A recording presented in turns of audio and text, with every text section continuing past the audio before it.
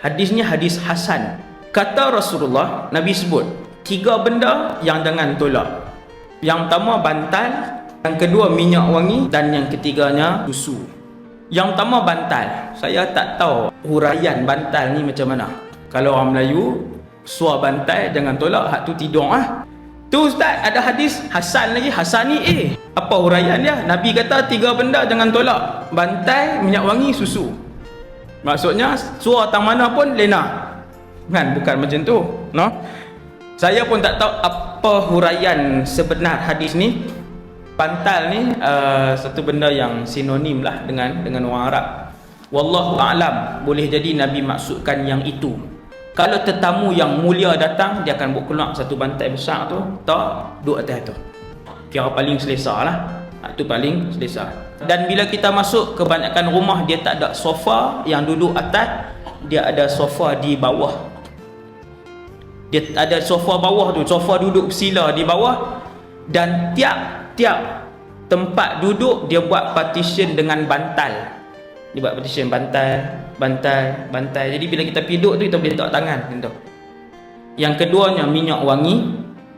Kerana Nabi SAW nak beritahu orang Islam, dia tak pernah mengeluarkan bau yang busuk yang boleh menyakitkan hati orang lain.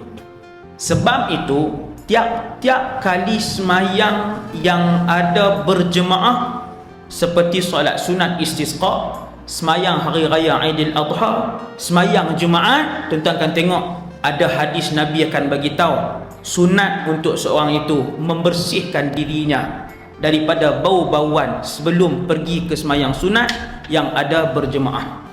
Pasal apa?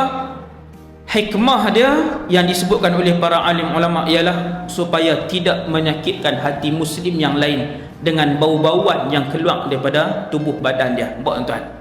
Islam jaga sampai teratur. Bila duduk sekali pun bau tubuh badan dia tidak menyusahkan orang yang Islam yang duduk di kanan dan kiri dia.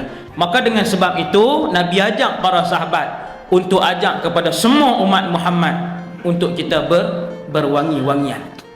No? Dan yang kedua, wangi-wangian ni tuan-tuan, cara yang kedua ialah selalunya orang tahulah, ialah kita tidak menggunakan wangi-wangian itu untuk kali yang kedua pada pakaian yang sama. Sekali dia berkeluar bau lain.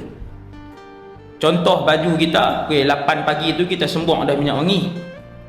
Saat lagi pukul 4 petang kita nak pakai lagi baju tu, kita sembuang sekali lagi. Dia tak wangi lah tuan. Dia bau tengik pelik tu. No? Yang ni juga kena